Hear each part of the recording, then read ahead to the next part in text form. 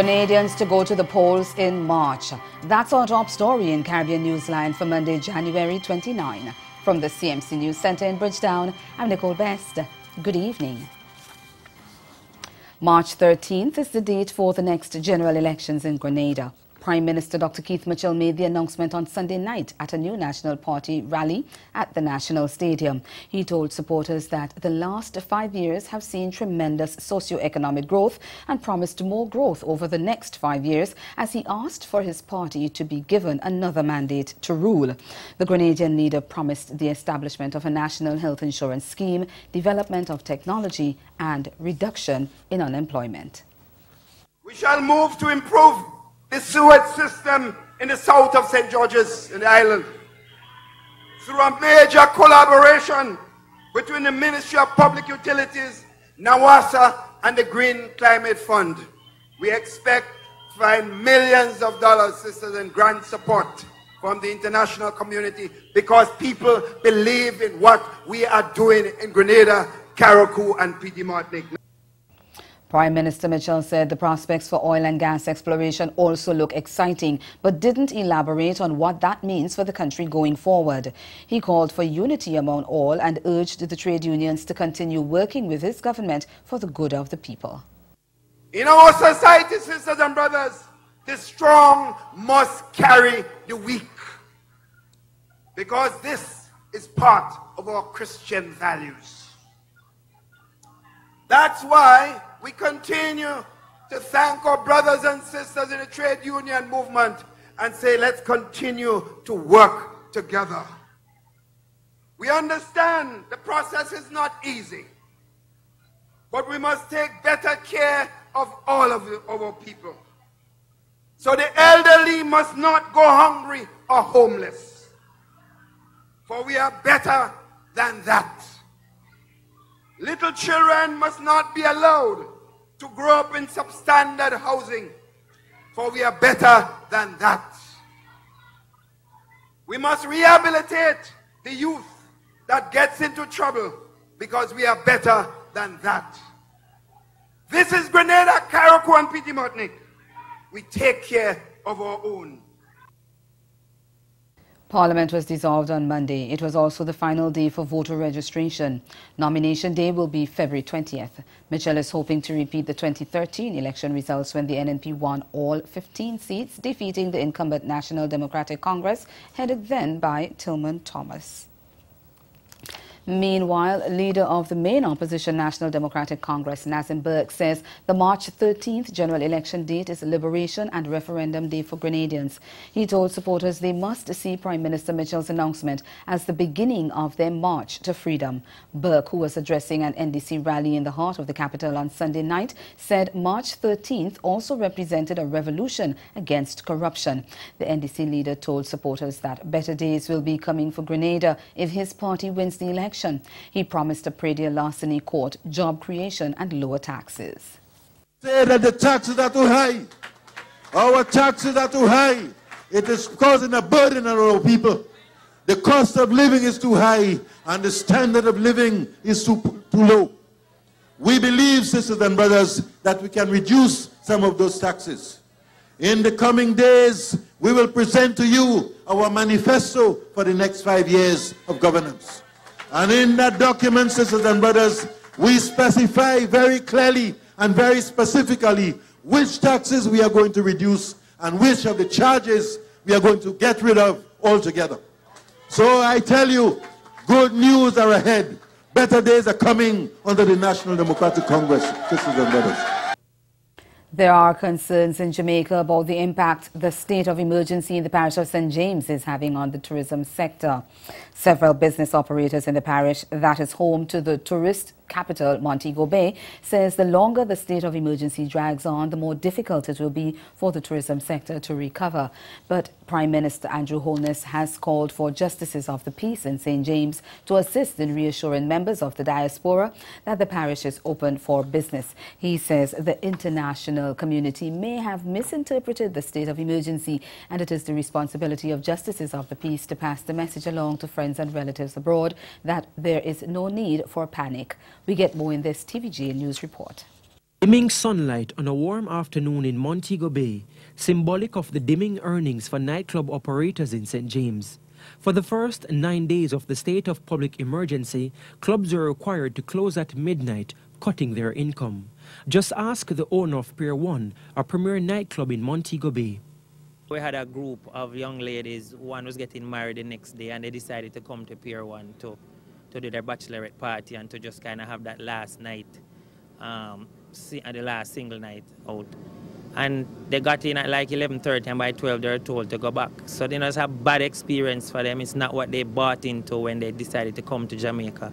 And generally you'll find that they'll post it up on their Instagrams or social media. It's experiences like those that Mr. Russell wants Jamaica to avoid, and he's calling on the authorities to fast-track efforts to restore normalcy. I hope it goes no further than this. I hope it's a one weekend thing, and by Monday morning we can have the travel agents and everybody, you know, on the same page that, look, this thing is over.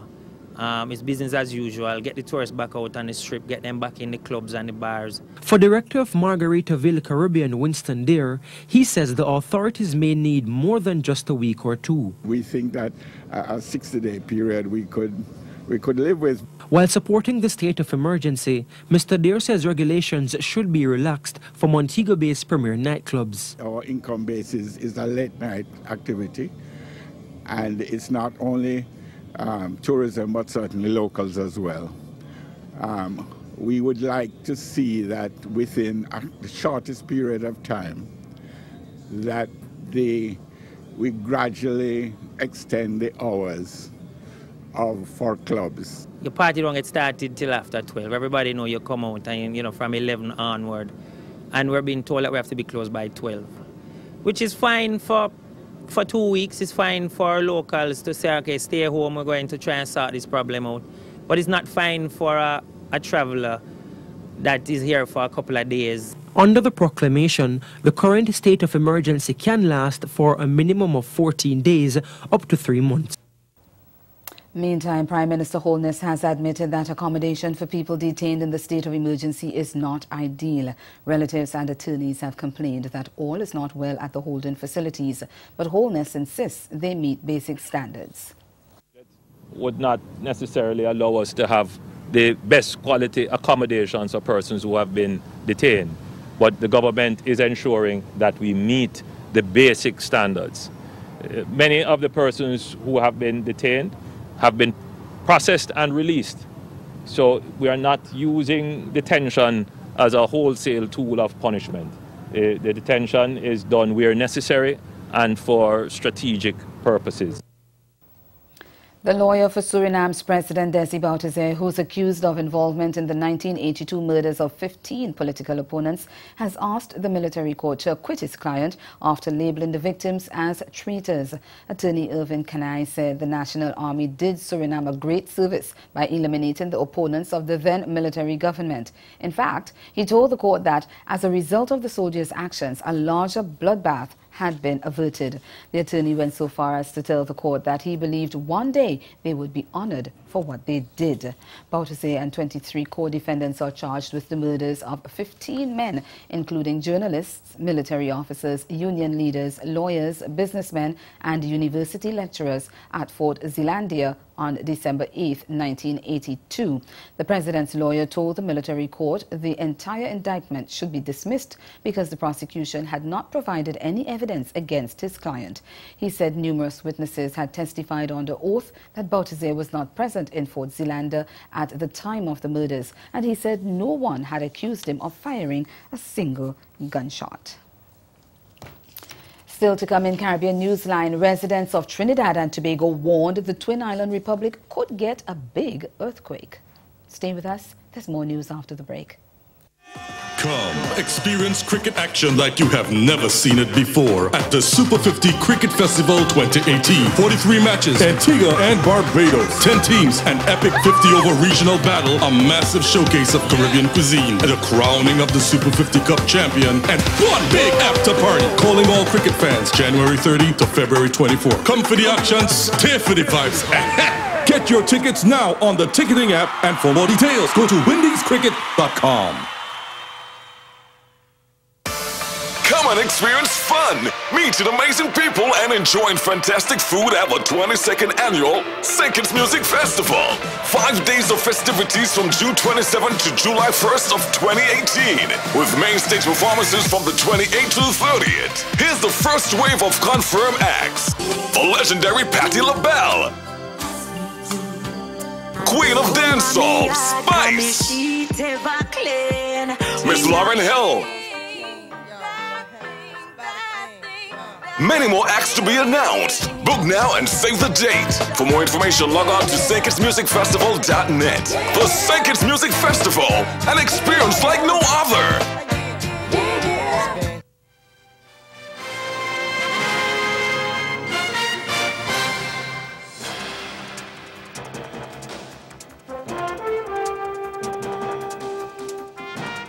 The Seismic Research Center at the University of the West Indies St. Augustine campus says Trinidad and Tobago could experience an earthquake of significant magnitude at any time. The warning follows a burst of earthquakes last Friday, 9 in all, which occurred west and southwest of Trinidad. They ranged in magnitude from 3.4 to 5.2 and were all lightly felt across western Trinidad, but no damage was reported. The UWI Seismic Research Center said a significant earthquake might occur in the general area of these events or elsewhere near Trinidad and Tobago. It has therefore cautioned residents to be prepared. Staying in Trinidad and Tobago, another prison officer has been murdered, this time in broad daylight in the center of the capital city. Devendra Budram was on his way home when he was gunned down. As we hear in this report from CNC3's Akash Samaru, it came days after a video threatening that a prison officer would die went viral. It happened just a few meters from the Port of Spain prison. Devendra Budram's over 20 years of service came to a tragic end after he was shot and killed while driving his silver Honda vehicle. Now, Budram's murder comes just 3 days after a video surfaced on social media showing prison officers restraining and hitting inmates at the Port of Spain prison during a search exercise. It also comes on the same day that another video emerged on social media saying that there would be repercussions from the actions of the prison officers a few days ago, even saying that an innocent prison officer may have to die. Some innocent turnkey go and lose his life. Some innocent man will leave his family home. We're doing the work decently and discreetly. Going and come to work and lose his life. Responding to messages sent by CNC3, the prison commissioner says he was trying to prevent another incident like this. In response to our question about what measures can be put in place to prevent further killings, Mr. Wilson said, quote, "What measures can I really put in place in a lawless society?" The officer was on his way home to his family, end quote. 2 prison officers have been shot and killed in the last year. There were several other gun attacks against prison officers. Over now to St. Vincent and the Grenadines, a 23-year-old model who was institutionalized by the state for using abusive language to the finance minister's wife has been granted bail. The court granted Yugi Farrell $1,000 EC bail when she appeared in court on Monday morning. The young woman, who had been at the mental health center for 3 weeks, was charged with using abusive language to the wife of Finance Minister Camilo Gonzalez on January 4th. When she appeared before Magistrate Bertie Pompey on January 5th, she pleaded not guilty and was sent for 2-week psychiatric evaluation following an application from the prosecutor. Since her hospitalization, Farrell has made a number of allegations, including that she had been in a relationship with the 44-year-old minister that ended in 2016. The institutionalization of the former model caused outrage across St. Vincent and the Grenadines, particularly on the human rights front. Barbadian Queen's Counsel Andrew Pilgrim is leading her defense. Grant Connell, the attorney who has been representing Farrell since her arraignment, said he had been contacted by several senior attorneys throughout the Caribbean who expressed their willingness to render their legal services free of cost. The matter has been adjourned to December 17th. Bahamas police say they are conducting investigations into a fire on Sunday that destroyed about 55 homes and left 170 people homeless. Authorities believe the fire, which occurred in Abaco in an area known as the Mud, was arson, and a man had been taken into custody to assist police with their investigation. Chief Superintendent Kevin Mortimer, the officer in charge of the Abaco district, says police and volunteers battled the fire for over 3 hours. He confirmed that there was no loss of life. Shelters were opened on Sunday to accommodate the displaced residents. In a previous fire in the Mud in 2014, government pledged to relocate more than 150 people who were displaced. Abaco is the home of the Bahamas' biggest shantytown population. Combined, its 3 shantytown communities have as many as 1,000 homes occupied mainly by Haitian migrants. And ahead in Newsline Sport, TNT's cricket board chief isn't happy with suggestions that 3 Trinidadians could be dropped from West Indies cricket. The details after the break. Do stay with us.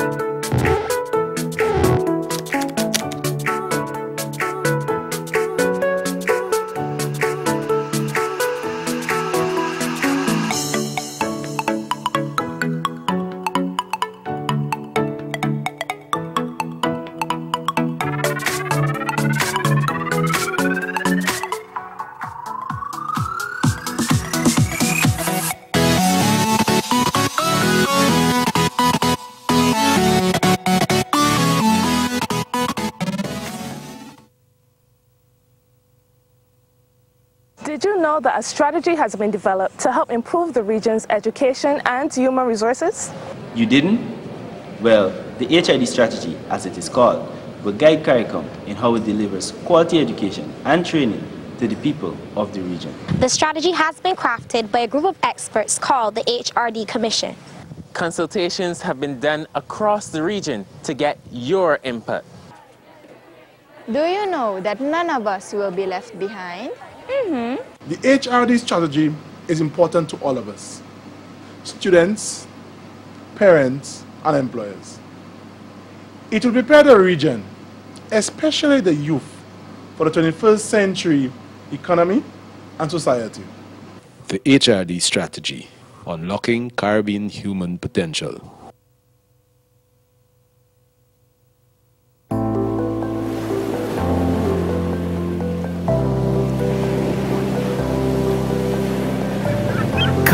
Sail with us through our ocean blues, where there's a blessed land that's waiting for you. Shh, look, listen, feel, realize your dream escape that's magically surreal. The best kept secret, a place you'll never forget, where adventure beckons with every gentle footstep. From lush mountain green to warm volcanic sand, submerged in splendor, our 32 enchanting islands. A kaleidoscope of experiences. No need to look anymore. St. Vincent and the Grenadines, the Caribbean you're looking for.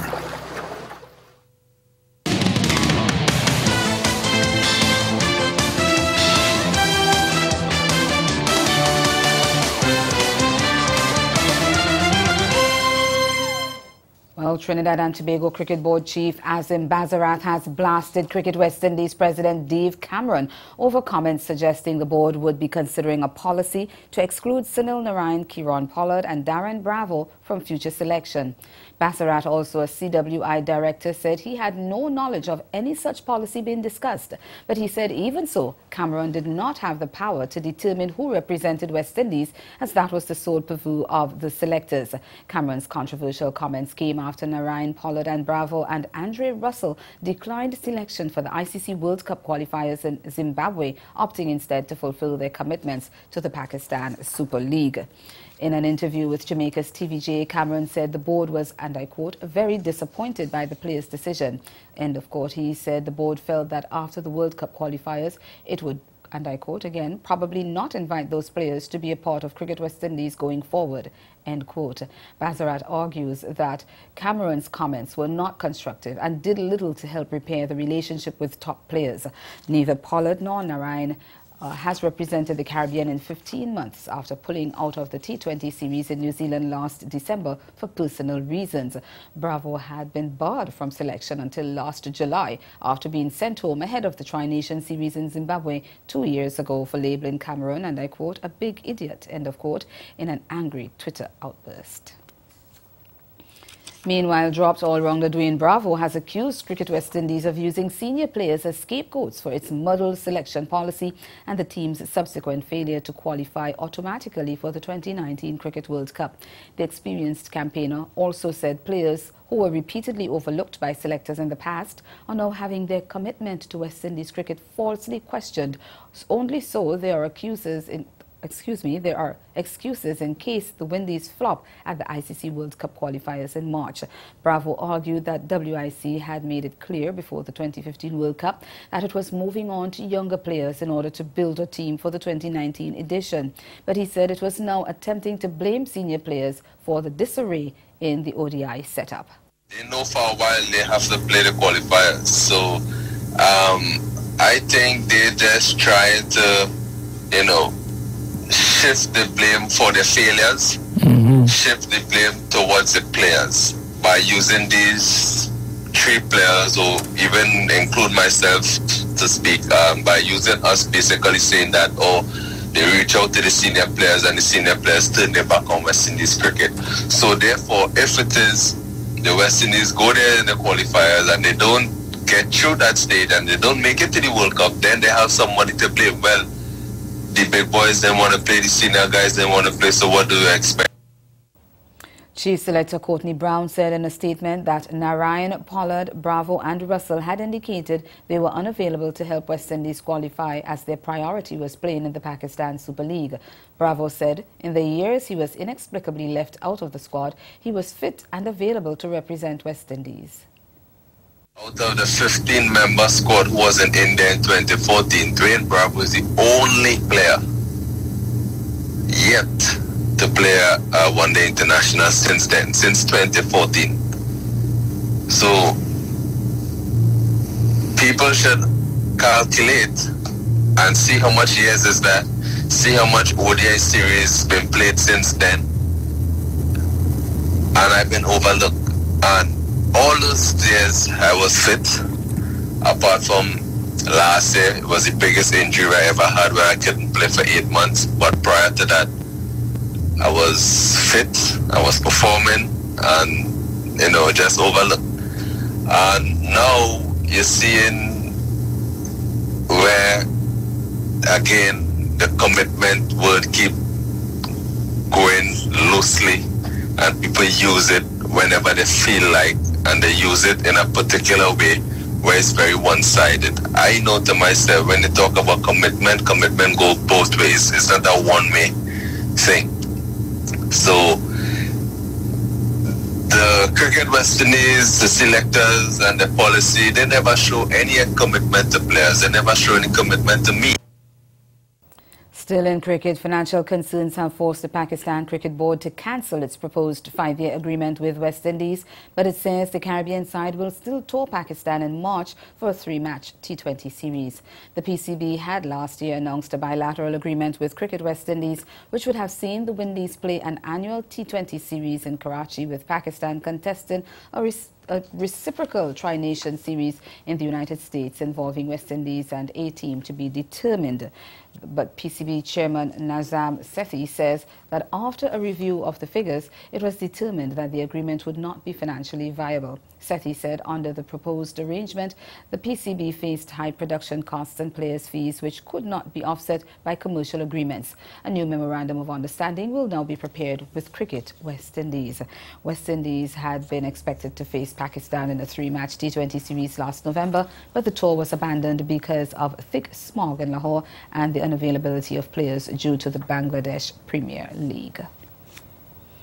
And left-hander Alec Athanaze struck his second 100 of the ICC Youth World Cup to set West Indies under-19s up nicely. But Sri Lanka under-19s survived a late-order wobble to snatch a nerve-jangling 3-wicket win in the plate final on Sunday. Sent in at the Berth Sutcliffe Oval, the Windies side tallied 254 for 5 off their 50 overs, with the enterprising Athanaze stroking a runner ball unbeaten 110. Brad Barnes got 37 not out. Bakash Yadram scored 31, while Keegan Simmons chipped in with 24. Left-arm spinner Praveen and fast bowler Malinga finished with a couple of wickets each.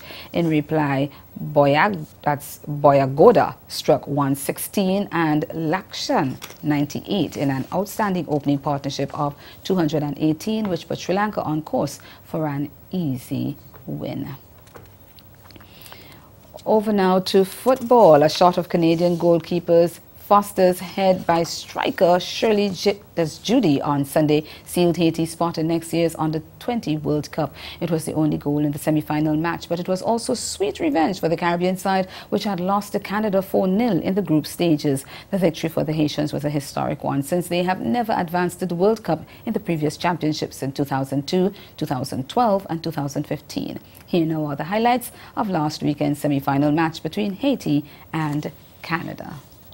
This year for their team. Oh, that's a lovely ball through for Mott. It could be the opening goal.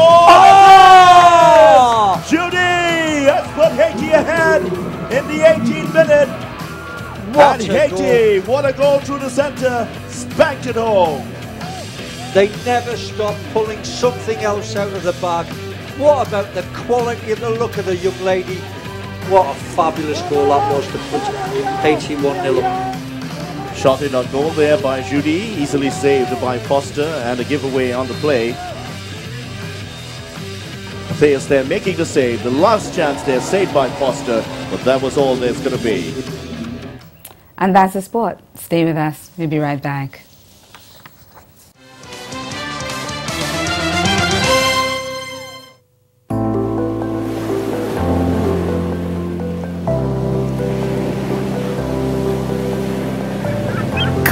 Sail with us through our ocean blues, where there's a blessed land that's waiting for you. Shh. Look, listen, feel. Realize your dream escape that's magically surreal. The best kept secret, a place you'll never forget, where adventure beckons with every gentle footstep. From lush mountain green to warm volcanic sand, submerged in splendor, our 32 enchanting islands. A kaleidoscope of experiences. No need to look anymore.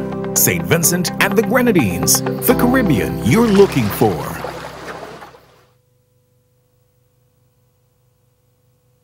Did you know that a strategy has been developed to help improve the region's education and human resources? You didn't? Well, the HID strategy, as it is called, will guide CARICOM in how it delivers quality education and training to the people of the region. The strategy has been crafted by a group of experts called the HRD Commission. Consultations have been done across the region to get your input. Do you know that none of us will be left behind? The HRD strategy is important to all of us, students, parents, and employers. It will prepare the region, especially the youth, for the 21st century economy and society. The HRD strategy, unlocking Caribbean human potential.